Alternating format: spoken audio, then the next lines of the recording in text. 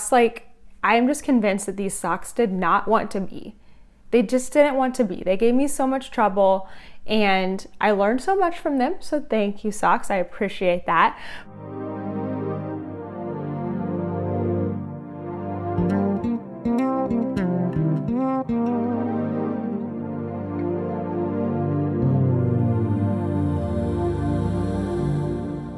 Hey everyone, it's Natalie, also known as Knitty Natty. Welcome to episode 89 of the Love and Stitches podcast.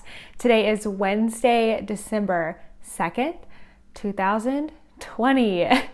And it's December. I'm so excited for December. I have so many fun things to show you today. It's been 2 weeks since I last podcast, so I have like a buildup of things. Plus we had a long vacation in there and I got lots of knitting and crochet time, and admin has started, and I have some purchases and some mail and just so many fun things to tell you about today. It's actually cold here in Texas right now. It's like, I think it's like 50 degrees, honestly, right now. It's like midday, but every morning it's been in the 30s or 40s and it's chilly, and I just had a cozy sweatshirt on.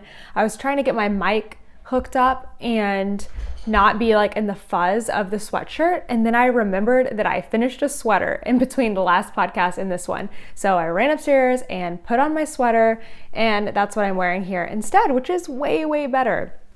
I feel like I normally have this like down more. Oh, I don't know. No, that's too much.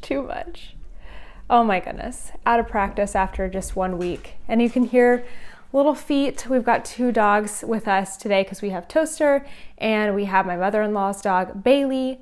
Bailey, go lay down, sweetheart. Go lay down, okay? All right, she's settled herself on the couch in here, so I will be, getting the fur off of that here later. Anyway, let's just dive right in since there's so much to talk about today. One more thing I wanted to say. Look at my lights. Don't they look like they're off? They're actually on right now, but I think it's either the lighting or maybe I need to change the battery. I'm gonna have to look into that because I like having my little lights behind me. It makes it, I think, more fun and definitely more festive for the holidays. I've got this really cool, it's like felted sweaters. I remember the person who made this, I got it at a yarn store many, many years ago at Bliss Yarns, and the person who made these, she would get sweaters from Goodwill and then she would felt them. So you can see they're like completely, like you can barely see the knit stitches there, and then make them into different things. And I thought the tree was so fun. So I've had this for years. It kind of gets bent out of shape. So that's my little decoration for the yarn room. Plus we've changed from the fall garment make along to Sockmas 2020, which I'll talk about later on in news. So yeah, anyway, just so many things going on. Okay, so first, my first finished object, because I have 2, it's probably been months since I've had a finished object, and now I have 2 of them. So happy to say that. This is the Weekender Light by Andrea Mowry. I'll put some pictures in so you can see it like full body. It's just easier than me trying to stand up. Plus I'm wearing leggings and it just, I don't know, doesn't look as cute that way. But this is a wait a second, bottom up sweater, knit in the round. It is pretty simple as far as sweaters go. It could be your first sweater. The trickier techniques are going to be the special cast on and bind off, which you could eliminate if you don't want to do it. And then there are short rows in the top portion of the sweater and picking up stitches for the sleeves and stuff like that. But other than that, it is relatively easy for a sweater. So I would definitely recommend it if you've been knitting for a little while, but you're looking for a good first sweater to do. So the yarn I used is Knit Picks Stroll Fingering in the colorway Jackrabbit Heather. And I think it turned out great. This is like as brown of a color as I will probably go, at least right now. I'm not a huge fan of brown, especially the way that it looks on me. And so a gray brown, like that's where I'm comfortable. And I think it looks pretty good. I absolutely love this sweater. It is the best fitting sweater I think I've ever made. It's very comfortable. I love the yarn. The yarn, like, it blocked, it let go a little bit and evened up the stitches and, drapes nicely, but it didn't like overstretch. Sometimes like a 100% superwash merino will do. And so it's kind of like it's lighter on its own. So I feel like it's a really great garment yarn. So if you're looking for something more, you know, affordable and you're cool with like solids and heathers and stuff like that, I would look at Knit Picks Stroll Fingering. I think it's really great. I actually have 2 skeins. I believe I had 8 total skeins and I have 2 still left. I am not going to keep these. So I think I'm just going to throw them in with my Goodwill stuff and let them go. I know there's probably some of you that are like, oh my gosh, why would you do that? But there's also others of you who have seen me go from like having a larger stash to being very much more minimal. I mean, still not very minimal, but I have realized and learned that if I have an inkling of like making a decision on getting rid of something, I just need to go ahead and do it, or else I'm just delaying the inevitable. I'm delaying the decision making, and the honest truth is I don't really like knitting with the same yarn like twice, unless it's a sock yarn, like a hand-dyed sock yarn. I'll use it in scrappy projects and stuff. So I know that I'm not going to use this. Yes, I could save a little bit in case I need to repair this garment in case something happens to it. So that's definitely something I could think about keeping. But other than that, I really don't need these other skeins. I'm not going to make anything else out of them. So I'm going to go ahead and take them out of my stash now. And I take donations to like Goodwill and Salvation Army all the time. So it can just go with my next one. And there you go. Something is out of my stash, which is great. My goal would be to have like no stash eventually, just a couple skeins of sock yarn here and there. Anyway, so there you go. That's my sweater. I love it. I would highly recommend it. I probably won't make another one anytime soon, but I really enjoyed Andrea Mowry's patterns and the way she wrote it. And I think it was really simple and effective. And I don't know, I feel like there's a benefit to making from the same designer again because you are familiar with them and you kind of know your size. So I might be looking for something else from her here in the future. Okay, I do have another finished object. You guys are gonna be so happy that this is the last you're gonna see of these because they have been around for a long time. And that is my Halloween socks from this year. In case you haven't noticed yet, they're matching. Look at that, it's amazing. Okay, so this yarn is a spectacular yarn, but we do not get along.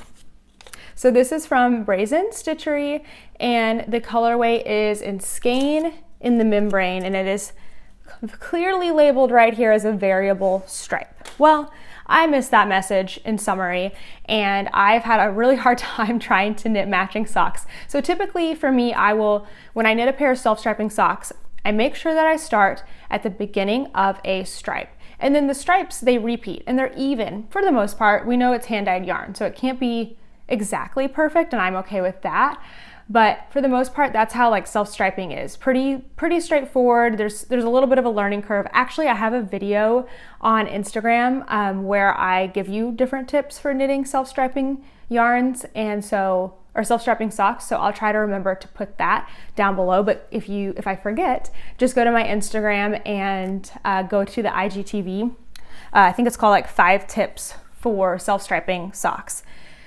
Anyway, that didn't work for these because I kept trying to start them and find the repeat of the stripes. So the stripes are different lengths. There are 3 colors and there are 3 different widths. So it would go like, I can't even remember because I kind of cut it off at a sequence, but let's just say black, orange, and green. So it'd be like black, orange, and green in the thickest stripe, then black, orange, and green in the medium, and then black, orange, and green in the skinny stripe. That actually is what it is, because here's like the medium ones, the skinny, and then the thick right there. But the weird thing is that the skein kept starting out with 2 sets of that medium width. And then it would go into like medium, small, large, medium, small, large, or whatever. And I just couldn't figure it out. It was crazy. I actually started these last year, ended up ripping them out. I was trying to do a pattern with them, and it was a surprise to me when I got to the skinny stripe. So what I ended up doing is I was like, okay, I'm gonna give these socks another chance. I am so determined to use them because I really like the yarn. The base is great, the colors are great, it's perfect for Halloween. And so I ended up hand knitting a tube. I just did a long tail cast on because I didn't know it was gonna happen. and I cast on and I just knit a tube for, I don't know, it probably took me at least 10 inches to start seeing like, okay, maybe there is a repeat here. I didn't want to like hold my breath or anything. And finally, once I got like through to where I thought maybe a second sock would start, I started to see a repeat, and I just realized that for some reason the beginning of the skein had like two of the same thicknesses back to back. Super weird. Anyway, I know if you've been here for a while, you're sick of hearing about these. So I don't know. I'm just sharing because maybe that will help you. If you have a sock yarn that you're not sure what to do with, knit a tube so you can see it all like laid out. Why's my throat like that? Anyway, so I did that, and then I ended up doing afterthought everything. So I did have a contrast color, this green, or a contrast ball that's the exact same color. And so that was pretty straightforward. I put the cuffs and the toes in that, but I did not have enough of it to do also the heels. So when I cut in the heels, oh my gosh. Okay, I don't know why my voice is going like that. I hope it sticks around for the rest of this podcast, because then I don't need it the rest of the week. That's not really true. Anyway, so I cut in and I used the stripe to do the heels. So when you do an afterthought heel, you get like a nice little, it can look like a bullseye. If I had skinnier stripes, it would be like a thicker stripe, a skinnier stripe, and then like a little bit of color right here, just because you're going in the round. But it was like the thicker stripe, so it just ended up being two colors, but I didn't care as long as it matched. That was important to me. And the only reason I did that is because I didn't have enough of the contrast color, so I needed to do something else. So this is a great solution if you don't use contrast for your self-striping socks. Cut in and you don't even have to cut in. You can do waste yarn, but do an afterthought heel, and then you get a really nice look. This heel is from Smooth Operator, which is a Susan B. Anderson pattern. So you can definitely do that, or you can basically do the same thing that you do for the toe with those kinds of decreases, and it works out great too. You just decrease down further than you do for the toe. So I think for me, I go to 8 or 10 stitches here. I don't really remember. I think I put it in my project page notes. I think I should. If I didn't, I need to go back and do that. So after all of that, I was so pleased to have matching socks. I worked on these while we were driving to Nashville last week for Thanksgiving. I finished them in the car. It literally took me the entire trip to do the cuffs, heels, and toes. So I went from tube to 2 finished socks, and it took me like 10 hours. So it doesn't shorten your time to do afterthought, or at least it doesn't for me. I know some people like it that way. So just some input. But the last thing, these socks, I'm just convinced that these socks did not want to be. They just didn't want to be. They gave me so much trouble, and I learned so much from them. So thank you, socks. I appreciate that. But the last thing, I was weaving in my ends last night, 2 nights ago, I can't remember. And I like to knit over my ends wherever possible. So when I added in the contrast cuff, I knit over one of the ends, but there was still an end that needed to be woven in. But I don't cut them right away. Maybe that's what I need to start doing. So I go to weave in this end, and one is woven already, I knit over it. One is not. And I cut the wrong one. I cut the one that hadn't been woven in at all. So now I have like the shortest little, basically not even an end. And if I don't do something about it, it will unravel. I was like, these socks do not want to be. So what I ended up doing is I split the plies. So this is a 4-ply yarn, so I split it 2 and 2, just so I had like a little bit of extra something. And then I took the end I had already woven in, because that one I didn't cut yet. I unwove it, and then it ended up right next to where I had mistakenly cut, and I used it to sew over and through and just try to hang on to anything I could. Anyway, they're finally done. I probably won't wear them until next Halloween. Well, maybe. It's always so hot in October. We'll see. They're done. I did make them in my size, and I'm just happy that they're finished, happy to have a finished object and a finished pair of socks. So there you go, my 2 finished objects for the week. Pretty proud of myself. Pretty proud of myself indeed. Okay, what do we want to get into next? Now I have lots of whips. I've got a kind of crazy pile going over here. I think first I want to show you my Slipstravaganza. So like I said in the beginning, it's been 2 weeks since my last podcast. I don't always have this much knitting and crochet to show you, but since I didn't have anything last week, this one's going to be a little longer, a little more stuff, and it was also Thanksgiving break, so I had lots more time. Okay, here is my Slipstravaganza. This is a pattern by Stephen West. It was a mystery knit along long ago. I had the best of intentions this year to stay caught up week to week with the clues, and I totally lost it the first week, completely. I only just finished the first clue like last week, because here's my marker right in the middle of the second section of the first clue. This is what, I mean, I can't really blame it because I wasn't done with the first part of the clue one, but this really messed me up. I think like just mentally, it was like the bonus on the clue one, just, I don't know, I didn't like it. I feel like that was not the greatest thing to add in because it was a lot of knitting. It's always a lot of knitting, but it seemed to really be a lot more knitting this year. I don't know, maybe that was just me in the state that I'm in. I'm certainly not discouraged to knit another Stephen West pattern or to do the make along next year, like not saying that at all. I just didn't really like that bonus aspect of it. I think the bonus clue belongs at the end, just because if you're a planner like me, like you plan to have things done and then you didn't get it done. That is just my opinion. I know there's tons of people who had no issue with it, so maybe it's just me. But anyway, I'm not upset because now I'm working on this and just having a fun time. I do want to get it done by the end of the year, which is still going to be a lot of knitting. So I need to kind of sit down and figure out some weekly goals just to help me stay on pace and not overdo it and see if it's doable. So anyway, I was right here the last time you saw this. Here we go. It's looking pretty cool. And so now I'm working through clue 2 finally. Section 3 of the shawl, but clue 2. And I did make a mistake and I have done the wrong order here, but I'm not going to change it because it looks like a lot of people did a different order, probably on purpose, maybe on accident, because it's confusing. This right here, this is your main color. These are colors 1 and 3. Which I find very confusing because they're the first 2 contrast colors you use, so I feel like they should be 1 and 2. And then this one, the corally one, should be 3, but that, again, that's just my brain. And so when I went to do this section, it said use colors, contrast colors 1 and 2, and then 3. And so I'm like, okay, 1, 2, 3. And that's just not how it is. Anyway.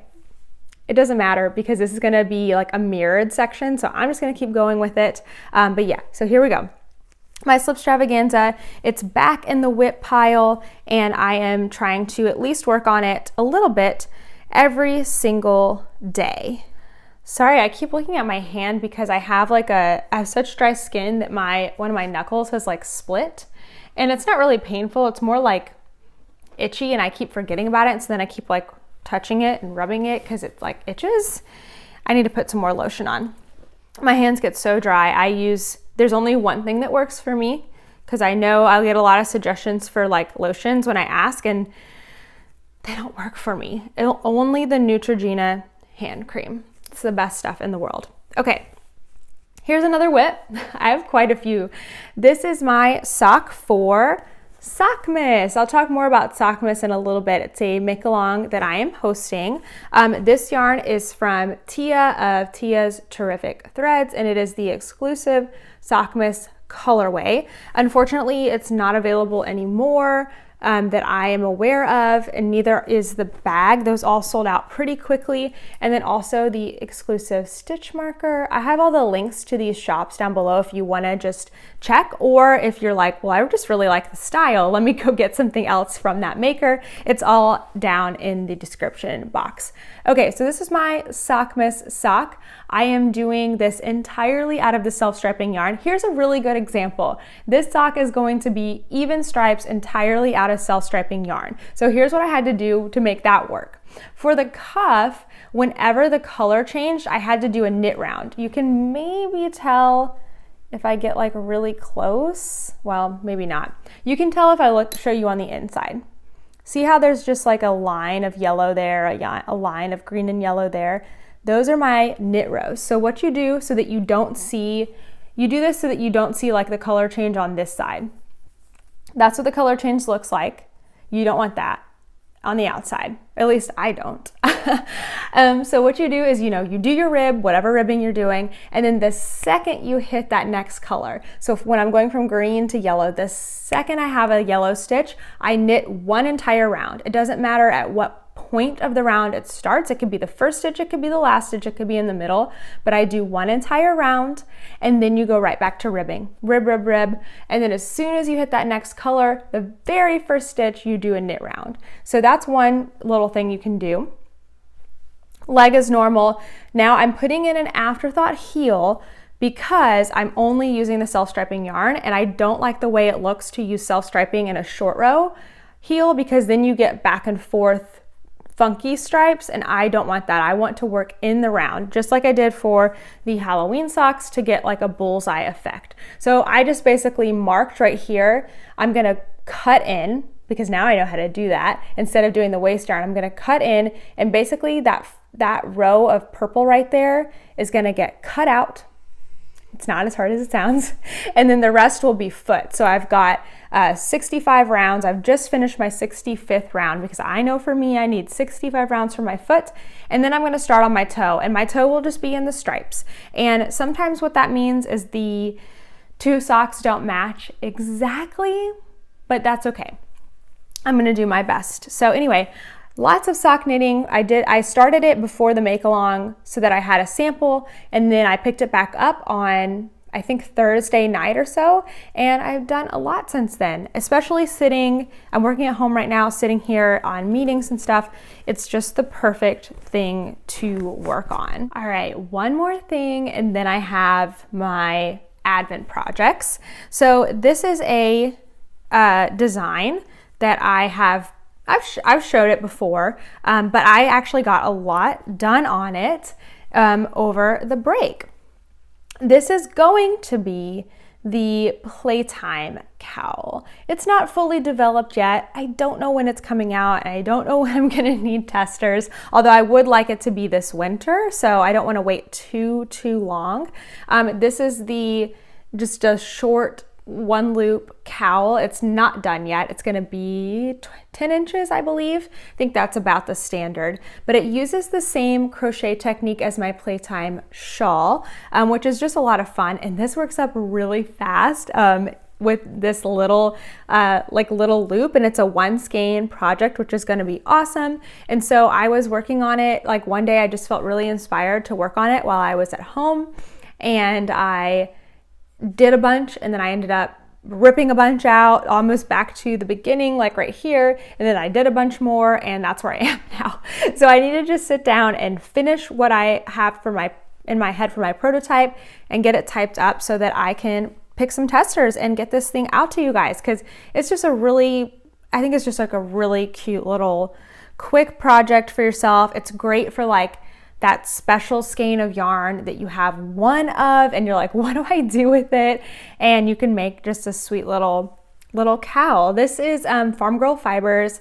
It did not come to me with a label on it, so I'm not sure what the color is. I keep saying that I need to ask her. But yeah, so stay on the lookout, especially if you're interested in testing, if you're a crocheter, because that is something that I have, pretty high on the priority list, but I can't make any promises. I know that. I know better than that now.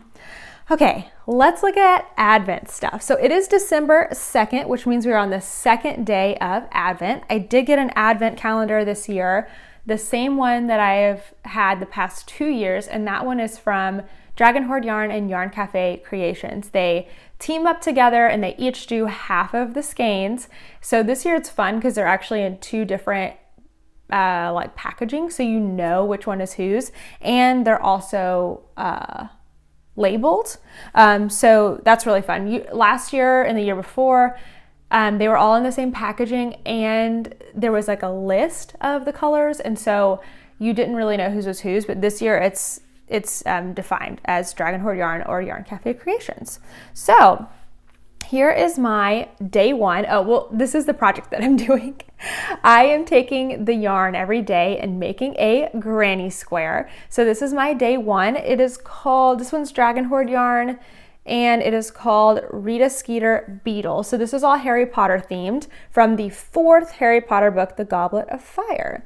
And then here's today's. I did this one this morning, but I actually don't know the color name yet because my husband and I really like to make a game out of it, and I will look at the color, he will look at the name, and then we try to guess the opposite. Like, he has the name in his hand and he'll try to guess what color it's going to be. I have the color and I try to guess what the name would be, and it just makes it even more fun. So I slipped the label off of this with my eyes closed this morning, and we are going to talk about it at lunchtime here, and I will get to find out what the color is. So I'll have it on the bottom of the screen for you. So this pattern is Scrappy Granny. It's just a granny square, like it's nothing special, but if you want to know exactly how I did this, I do have a free pattern. It's available on Ravelry as a free download if you want the PDF. I have a video tutorial, and I also have a photo tutorial with the pattern on my blog. So however you like to consume patterns, I have all of that, and that will also be linked. Now, this is not my first year making granny squares. I have been doing this for the past 2 advents. So these are all my granny squares from the past. Again, it's all Dragon Hoard Yarn and Yarn Cafe Creations, except for a couple that are from Lolo Did It, but they're all Harry Potter colorways. So one day I'm gonna have a really nice, big, colorful blanket that's all Harry Potter themed, and that'll be a lot of fun. But I don't know, for now I'm just enjoying making the granny squares. I also wanted to add in one more thing this year, and so I've decided to take what's left, because I have, the squares take about, I would say they take like 8 grams, although this year I think I'm getting more like 10. I wonder if I'm like crocheting looser or something, I don't know. Anyway, so I have about 10 grams left over, and so with that, I am adding it to my granny stripe blanket. Now this is folded in half twice. This thing is super wide. I'll also have this project link because the pattern is from Lucy of Attic 24. She is Lucy of Attic 24. Her pattern is called Granny Stripe, and I think it's for DK weight, but then somebody along the lines decided to do a scrappy version with fingering weight, and so I followed suit. I think I started this like 2 years ago, and I just add to it like not very frequently at all. So I decided I will add 1 stripe a day because that's how much I can do with 10 grams. I still have a little bit left over. So you can see I've got day 1 on there. I need to add day 2 here at lunchtime. But yeah, so that's what I've decided to do is one granny square, 1 stripe on my granny stripe blanket. Both take me between 30 and 45 minutes. So I'm probably in at 1 to 1.5 hours of Advent projects per day, which is like enough because that's already a lot. And then on a good day, I can also work on another project. On a bad day, I just, bad being like I don't have a ton of time, I can just aim to get that done, which is pretty good for me. So there you go. That is all of my whips today. So we'll see. I don't know if I'll have anything finished next week besides the granny squares, but I'm pretty proud of myself for all that I got done. I have a couple of questions here in the Ravelry group. If you ever have a question you want me to answer on the podcast, head to the Ravelry group, Love and Stitches, go to the Ask Me thread, and you can ask your question there. The first question is from Larsanch21. Hi Natalie, I hope all is going well. I've been knitting a sweater using Malabrigo sock yarn, and I'm not sure what I should use to block it. Any tips and tricks would be super appreciated. The few times I've blocked my knits, it hasn't seemed to make any difference, so I'm not sure if I'm doing something wrong. Would love some help with this. Thanks, Lauren. Okay, Lauren, that's a great question. So I am a huge proponent of blocking, specifically wet blocking, which means that you're taking the entire thing, soaking it in water and soap, drying it out, laying it out, and letting it dry. It makes a massive difference. Actually, this sweater here, I have pictures of before I blocked it and after I blocked it. It's a little harder to tell in photos, but in person, it's very, very, very apparent.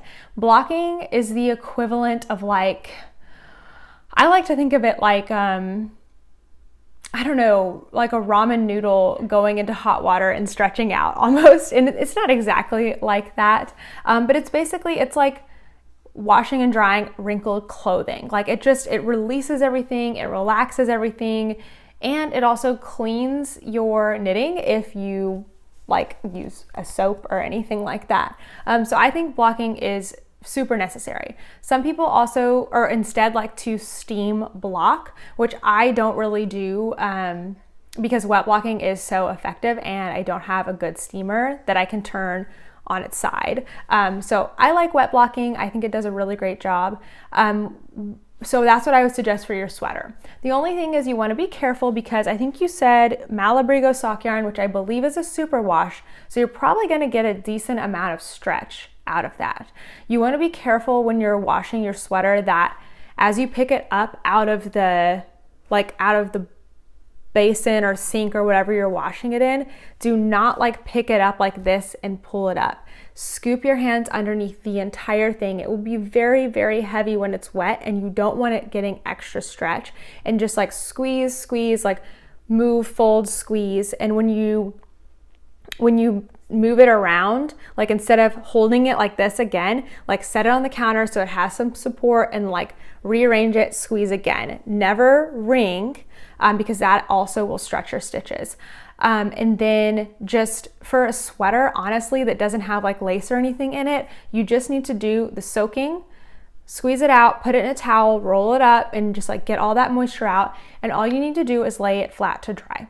That's it. You don't really need pins or anything. I didn't use any pins on this. Just lay it out flat to dry, and you can do that on your bed, your couch, if you have blocking mats, like whatever you have that's a mostly flat surface, that will work. It should make a big difference on Malabrigo sock yarn because it is a natural fiber. So you should get a little extra length, your stitches should look more even, and your whole project should drape better. I don't know, I guess I don't know like an analogy, but I should have put those pictures in from my sweater so that you can see the difference, how it lengthened, how it just like dropped, and everything looks completely different. So I'm a huge proponent of blocking. I also have a video on this on IGTV. It's a quick tutorial, so head there and you can see all of that visually on how I like to block. I think it's called Blocking 101, I believe. Next question is from Emily Presley. I knitted my first socks thanks to your tutorials on YouTube. You made the techniques / process finally click for me, and now I'm kind of hooked. Oh, I love that. But here is my dilemma. I have the Trigono red lace interchangeable set that has needles 2 through 15. I get to pick my Christmas presents for my husband this year, and I'm trying to decide if I should invest in the Trigono sock interchangeable set, or if I should just get a couple of fixed sets and then spend the rest on yarn. What do you prefer? Okay, great question, Emily. I love questions like that because like that's not something you can Google. Like, I don't know. I guess you could Google it. You might get some results, but okay, so let's talk about the Trigono needles. I love the Trigono needles. Where are my socks? And I'll show you. Just in case you haven't seen the Trigono needles, they are for me, they're my favorite sock needle. They are metal with a decent tip, not too pointy, but not dull. And they have the best cord around. If I could take this cord and put it on my Knit Picks wooden, I would, because I love this cord so, so much. It doesn't get kinked. It's great for magic loop. I used it on this sweater. No, I didn't, because remember, this sweater had 2s and I made that mistake. Okay, just kidding. I didn't use it on this sweater because I didn't use 1s. But anyway, I would have if I had Trigonos and 2s. Okay, all that being said, so you already have the lace set. You love it. You have sizes 2 through 15. So now you're thinking, do I want to get the sock set, which I'm guessing has sizes 1 and down. I thought it included 2, but I'm not sure. I'm pretty sure it's like 0, 1, and 2, maybe. The thing about the mini Trigo or the sock set is that the cords are thinner. They are not the same as the fixed size ones or the interchangeable sizes 2 and up. And I do not like the cords. They're too flimsy. Now this has been years since I tried it, probably 4 years since I tried them, so they could have improved them. But if you're a magic loop knitter and you do this, let me show you. This is why I don't like them. If you do this, okay, we're ready to do, and you push like that, okay, those on the cords on the sock, because they have to be so much smaller in order to screw in and be interchangeable, they won't do that. Instead, this is what they do, like that, okay? And I find that too annoying to use them. I tried them, I gave them away. I didn't like them. I just had like the one set to try.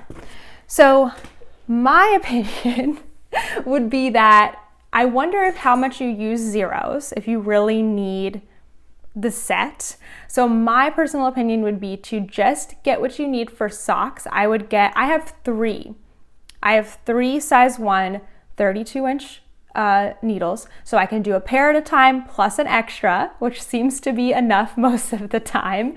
So I would say get the fixed needles for socks, then, because I'm guessing you probably use a 1, and then use the 2 and up with the regular set, because those cords are good for everything else, and get yourself some more yarn. That's my personal opinion. I do know lots of people that use the sock set and they are totally fine with it because they don't push, they pull, or it just doesn't affect them like it does for me. But that's what I would do. So hopefully that gives you a couple things to think about and you can make the best decision for you. Last question here is from Bilingual Anne. Can you tell us your way to knit buttonholes? Mine are always too loosey-goosey. Okay, Anne, I'm gonna disappoint you because guess what? I haven't knit a buttonhole in years. The last time I knit a buttonhole was probably like 2012. I'm serious. I don't knit sweaters with buttons on them. I guess I'm not like a fan of sewing the buttons on or the silhouettes that sweaters with buttons have a lot of the time.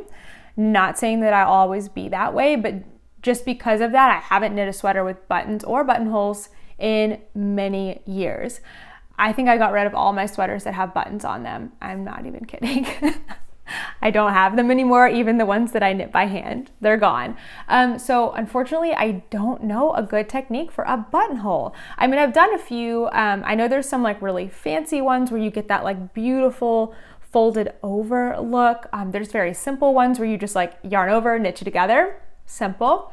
But I have a feeling we have lots of people that do knit sweaters with buttonholes that are watching this that can help us out. So if you have a great tutorial or know someone who's a buttonhole expert, if you will share that in either Ravelry or here in the YouTube comments so that we can get that information back to Anne who asked the question, that would be amazing, because this is like our knitting and crochet world encyclopedia here on YouTube, and we need your help for this one. I would really appreciate it. Before I get into news, I actually have some fun acquisitions to share with you. I don't do a lot of yarn shopping anymore. I just, again, am trying to be more minimal, also just be more budget conscious, and I have plenty of yarn. But I did travel to Tennessee this week, and so I went to my local yarn store in Brentwood, Tennessee, where I used to work, and I had to get some yarn from them. I also typically get yarn when I travel because I'm looking for things that I can't get here in Texas, and so that's exactly what I did. I looked for things that I haven't seen here, and here's what I got. The first thing is I got this set of fingering weight and mohair from, what does that say? Sprinkled Fibers by Lindsay. Now, from what I can remember, the Bliss Yarns shop owner, my friend Deb, said that Lindsay is a teenager and she's dyeing this beautiful yarn. She's also, I think she said she's a model. I don't know. Basically, she's super talented, and it's dyeing yarn and it's very young, and that's just, you know, that's really impressive. So I got this little kit. This is a 2-ply sock yarn of 75/25, and then a lace weight mohair and silk blend made in California. Again, it's not a Tennessee yarn, but I haven't seen that here in Texas yet. So I was really excited to get this. I don't know what I'm gonna do with it yet, but I will use the two together since they're the same colorway. And I was just really drawn to that color for some reason. Not my typical color, the purple definitely is, but everything else, not so much. And then I got 2 other skeins. Now they're in this, like, I've made this like crazy hank. This is actually 2 different yarns. Let me see if I can get it apart. So I have to admit that when I first saw like nubby, what's this stuff called? Not nub, what's it called? Slub yarn come out, I was like, nope, not for me, never gonna do it. But that's why I don't say stuff like that out loud, because I know that never is not a good word for me to say, because I change my mind a lot. So this right here is a slub yarn. It's got those little nubs in it, and it's also like crinkly. This is from Big Sky Yarn Company, and the colorway is Rockin' Around the Christmas Tree. Big Sky Yarn. Big Sky Yarn used to be in Tennessee, but Big Sky is like definitely Montana. She now lives in Montana, but she sells at Bliss Yarns, and I love being able to get her stuff when I am in Tennessee. And I saw this project that was sitting there, and it was with the slub yarn, but it was held with a fingering weight yarn, which just seemed to make it, the shop owner said it made it so much easier to work with. There wasn't Rocking Around the Christmas Tree, so instead I got this pink, which I think pairs really, really nicely with it. It's called Blush. It's also from Big Sky. So my eventual plan is to make something that I hold these 2 yarns together. That's why they're like this. I had them like hanked together because I was actually taking some photos. My friend Anna is a photographer, and so I had her take some photos of me, and I was like, can you get some photos of this yarn? And so that's why it's apart like that. But I think it's going to be so pretty together. So that's something that I'd like to cast on soon. Ideally, we'll see.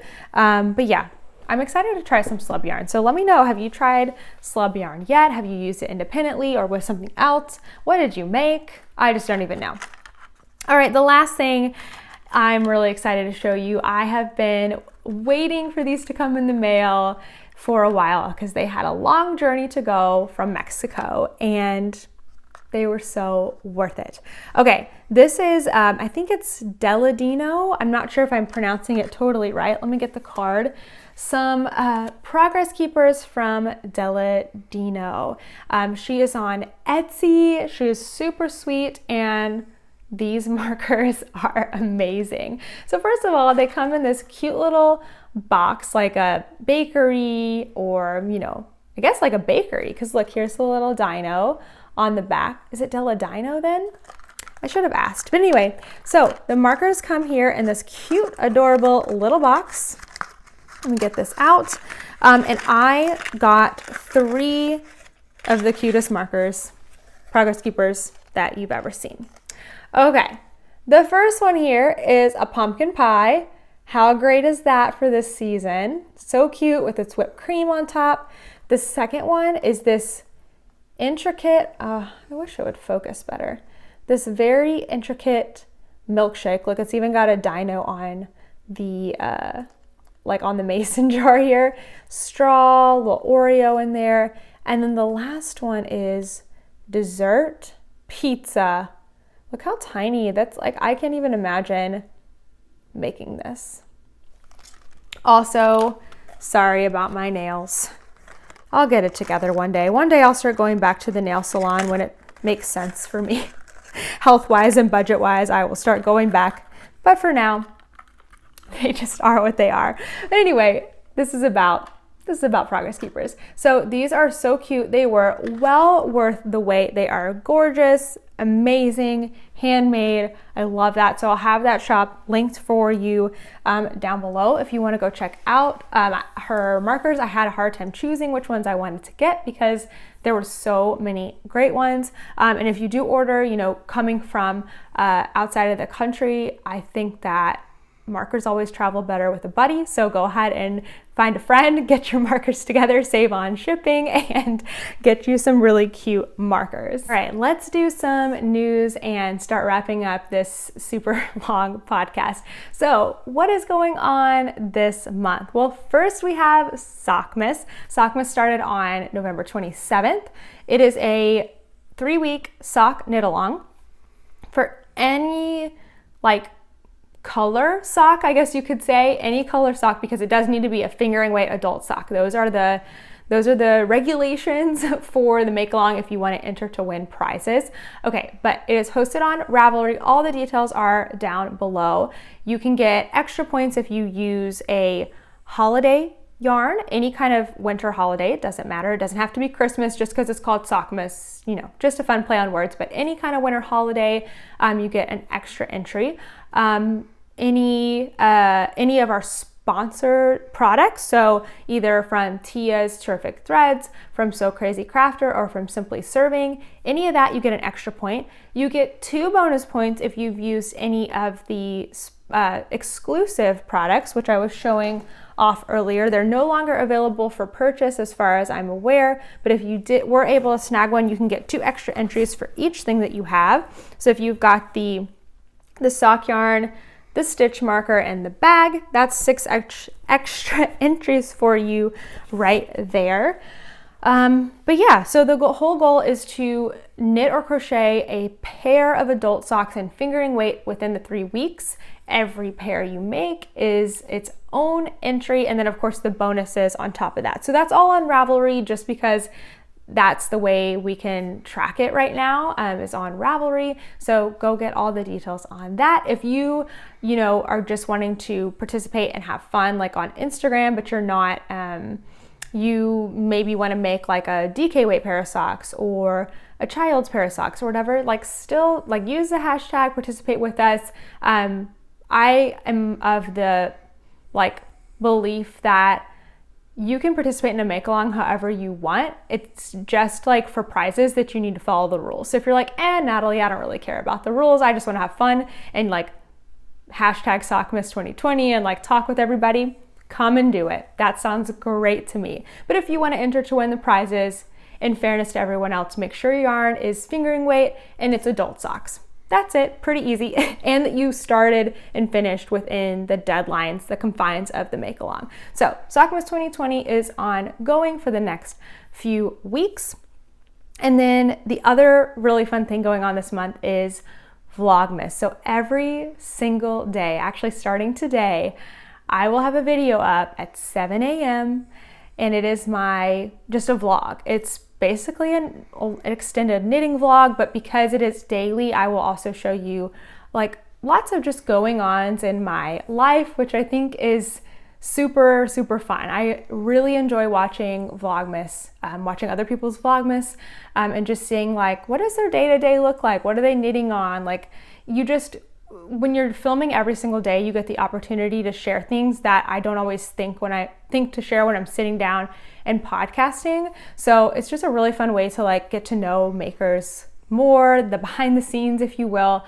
So that's happening. This is my 3rd year doing Vlogmas. So my previous years, if you were okay, well now I got to see what happened in the previous years, you can go look at that. You can see maybe even how things have changed, or that I feel I look at how I've improved on making Vlogmas, because I look at the first year and I'm oh, yeah, I wish I would have done it this way. But that was, 2018 Natalie had her thing, 2019 Natalie has her thing, and now we're here in 2020 and I've got my own vibe, and I've got new music this year, which is super fun. I've got, what I'm most excited about, which is so silly, is I have really fun thumbnails, which is just a little picture you see before you click on the YouTube video. So keep a close eye on those, because they're gonna be, maybe changing from time to time, and I think you're going to like them. Again, I was with my friend Anna, who is a photographer, and she came up with this idea, and so I think you're really going to like it. But Vlogmas every day for the next 24 days. Today is day 1, 24 more days, and it's gonna be a lot of fun. I'll take you along with me with whatever I'm doing, knitting projects, crochet projects, going to do this and that, come with us. It's really a lot of fun. So life, the past week Kent and I spent in Tennessee with my family. All of my siblings came home from college and they are now in Tennessee for the rest of the year because their colleges are not going back in person. We felt pretty safe there in Tennessee. I was a little worried about how they would, just the state of Tennessee would do as far as regulations, knowing my home state of Tennessee, and I was pleasantly surprised. So we felt pretty safe there. We mostly just stayed at home with my family, ordered food in. My mom cooked a ton. It was amazing to be home and have my mom just cooking. I had the best intentions of getting certain things done during that week, even knitting things, and I just didn't. I just slept in and relaxed and knitted here and there when I wanted to, and stayed up late and ate a lot of dessert, and it was just really great. And we drove back home on Sunday. I took Monday off so that I could have a day to recover, which was great because I got to go to the dermatologist. We got to do a precautionary COVID test since we've been traveling. And the other great thing is that we are virtual for the next 2 weeks at my school. So I felt even better about traveling that I had that time. So good news, I'm not sick, which is great. And so now I can just, continue to be cautious and everything that I was basically doing before. Wearing a mask a lot. I don't mind wearing a mask. I did it first because I was nervous about it, and now that I've been wearing a mask basically 40 to 50 hours a week, it's like wearing underwear. It's you don't really notice it anymore. Anyway, that was a tangent. What else is going on? What does this say? 27 to 18. Oh, that's the Sockmas. So the fun part about getting to work from home the next couple of weeks is I only have to work half days, and so I have even more time to knit. In theory, I also need to do some other things, and I get to give you a totally different Vlogmas than the past couple of years where I've been, going into work every day. So that's really exciting. I've started, I guess this is definitely bringing me joy because I started a new habit this week where I'm waking up earlier so that I can have 30 minutes to sit and work on my Advent.